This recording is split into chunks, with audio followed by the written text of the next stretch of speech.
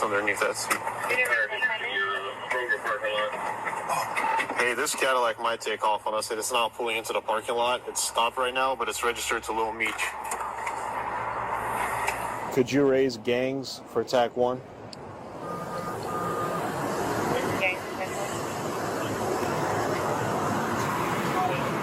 Hey, it's Petkov again. I Mirandized him. He doesn't want to talk, so we don't have anything on Meech. We got the other guy's 2 cell phones. Meech, it's a matte black Cadillac Escalade. Temp tag. Watch my 6. Yeah, I got it. Please. Thank you.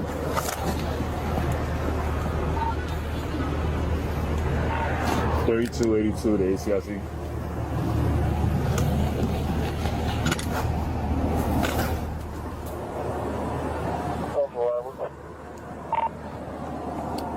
Hey, this is 3280.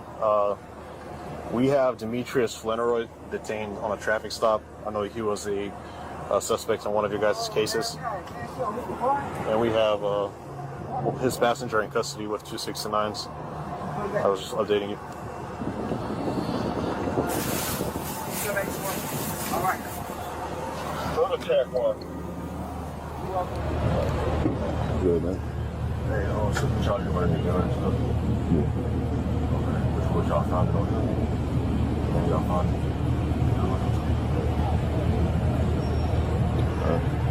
It's not legal. Huh? It's not legal. What is it? It's not legal It's not legal what? to have a firearm. I'm talking about the other stuff. Huh? The other stuff. Talking about the other guy? The other stuff, yeah. Yeah. That's time, bro. I got you the line like I deserve. The bro just told me shit. I'm gonna try to make, speed up the process. Welcome to the Deep Dive. We're here to cut through the noise and get straight to the heart of things. That's the plan. So today, we're looking at how fast things can spin out. You know, a seemingly simple event turns into this huge public thing, especially with social media involved. It just explodes. We're going to unpack one specific incident today. It starts with a traffic stop, but it escalates really quickly into this whole controversy about loyalty, betrayal, alleged betrayal, I should say. Exactly. And the focus here is Demetrius Fleneroy, better known as Lil Meech. Right.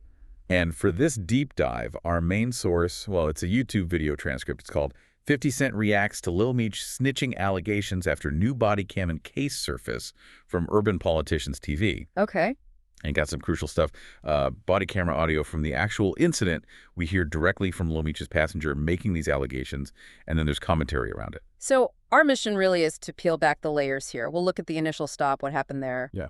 Then the key moment, the thing that sparked these snitching claims. Mm-hmm.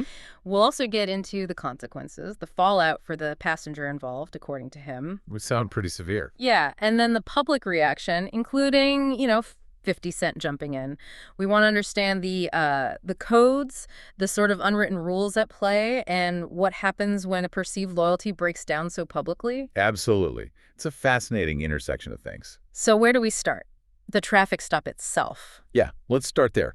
The incident, it kicks off with the police spotting a matte black Cadillac Escalade, temporary tag. Okay. And the body cam audio, it reveals they ID the car pretty quickly as registered to Lil Meech. And you can tell they're kind of on alert right away. They even talk about, the possibility it might try to flee. So they're already thinking this might be more than just a routine stop. What happens when they actually pull the vehicle over? Is it immediately about Demetrius Fleneroy? That's a good question. It seems like it, yeah. The audio has the officers identifying the vehicle. Mm-hmm. And then pretty quickly they say something like, we have Demetrius Fleneroy detained on a traffic stop. Right. And we have his passenger in custody. And they're even running checks, asking if Meech is a suspect and other things. Oh, okay. So yeah, it suggests he wasn't just some random driver to them. He was definitely on their radar, which, like you said, kind of raises the stakes immediately. Okay, so it's not just a broken taillight situation. Yeah. But the real flashpoint, the moment that that set off this whole firestorm, is caught on that body cam. Yeah. Can you break down what the source shows happened next, what was said? Yeah, this is really the crux of it. The core of the allegation, the snitching claim, it comes straight from the passenger in the car. Okay. He claims that after they got pulled over, he was actually asleep. And he alleges Lil Meech threw a gun, A firearm. Yeah. and drugs onto his lap while he was sleeping. Wow. Okay. And the body cam audio, that captures a specific exchange that backs this up, or at least fuels the allegation. Well, it captures a really critical exchange. You hear Lil Meech asking the police something like, "Did y'all find it on legal?" Huh. Then clarifying, "It's not legal. What is it? It's not legal. It's not legal what to have a firearm." Okay, questioning the legality of the firearm. Right. And then, after the police apparently clarified that the firearms themselves weren't illegal, Meech allegedly asks the key question. Did you get the other stuff? The other stuff? Exactly. And according to the passenger's account, that question, asking about the other stuff, is what made the police search more thoroughly and then find the alleged drugs.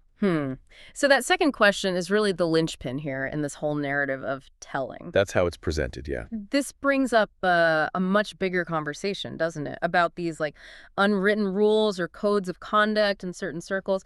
The source seems to really emphasize that in these situations, the expectation, especially on the street, is just silence. Absolute silence with law enforcement. Absolutely. Total silence. Why is that code so rigid? Does the source give any insight into why it's so, I guess, strictly enforced? Well, it's a really important point. It's not just, some arbitrary street rule. It's painted as this kind of self-policing code that develops in communities where maybe there's a lot of distrust towards the official justice system. Right, okay. So in that context, perceived disloyalty or telling or snitching, it's not just bad manners. It's seen as like a real threat, a threat to how things work, maybe even to safety. An existential threat, almost. Yeah, something like that. Yeah. The commentary in the source hammers this home. They basically say, if Lil Meech hadn't asked that second question about the other stuff, they probably would have just gone home. The implication is silence would have prevented the whole escalation. That's a really stark way to put it. It shows how high the stakes are perceived to be. Definitely. And the consequences for the passenger. I mean, based on his account and the source, they sound absolutely devastating. What does he claim he's facing because of this? Oh, it sounds really bad. He says he now has to go to the feds. So serious federal charges. Wow. He talks about losing his business, losing a lot of money, potentially years away from his kid. He mentions spending a gang of money on lawyers, needing 3 different bonds, all stemming from this one incident. Just massive disruption. Yeah. And he even claims, according to the source, that Lil Meech apologized later and said he'd pay him back, which kind of underscores how serious the alleged fallout was. So it's not just the legal side, it's his entire life turned upside down. And that speaks directly to that code of loyalty you were talking about. How does the passenger actually, talk about his feelings? How does he articulate the betrayal? He sounds, deeply betrayed. The source quotes him calling Lil Meech fake, disloyal, saying someone he thought was real acted in a way that was just completely wrong by that code. Right. The whole emphasis is on staying quiet, not doing anything that could implicate someone else, especially not your homie, The narrative is clear. If you're supposed to be real, you just don't do that. You don't say things that could lead the police to find something on someone else. That intensity makes sense given the stakes involved and those codes. But then things just explode further when 50 Cent gets involved.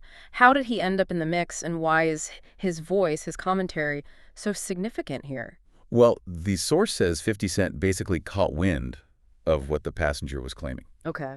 And he apparently just ran with it on social media, multiple posts. And it's impactful because he's not just like any celebrity commenting. Right, he has a certain credibility in this space. Exactly. His background, his whole persona, his connection to street culture, the music industry. It gives his words a certain weight, almost like he's acting as a judge in the court of public opinion for that specific culture. He's putting out things like, shaking my head, Mimi's a private school kid. He ain't from the streets, oh my God.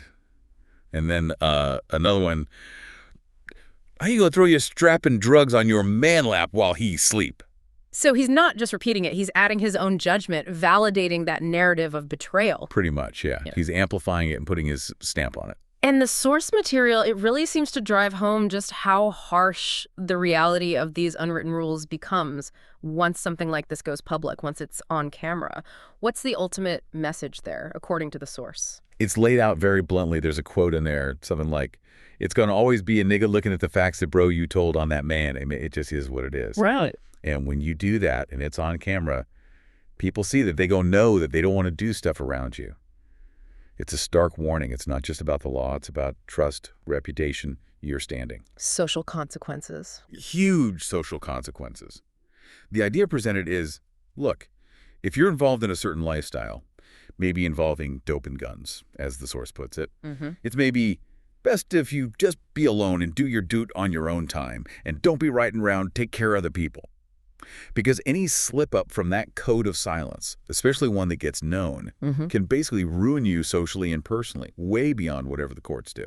So we've really walked through a complex situation today. Started with the traffic stop, seemed routine maybe, but it quickly unfolded into this much bigger story. Alleged betrayal, really serious consequences claimed by the passenger. Yeah, and that key moment, that alleged question from Lil Meech to the police, being framed as the catalyst. Right, and then the public reaction amplified hugely by someone like 50 Cent weighing in. And we really got into that commentary on the unwritten rules, didn't we? Yeah. That absolute need for silence when dealing with law enforcement in certain contexts. Yeah, and the devastating costs, both personal and financial, that the passenger claims he suffered because that rule was allegedly broken. The whole narrative really underscores how, in that world, even a perceived mistake, a perceived telling, can just fundamentally change everything for the people involved. It really does. And this whole deep dive, it really highlights how fast alleged actions can essentially become public trials now, especially with social media. Oh, absolutely. Instant judgment. Yeah, it puts this harsh spotlight on these really deep-seated codes, loyalty, not telling. And it leaves us with something to think about, maybe for you listening. In a world where pretty much everything can be recorded, shared instantly, what does that constant scrutiny mean for individual accountability? And how do these long-established social codes, how do they adapt? Or do they just stay rigid even when they're exposed to everyone like this?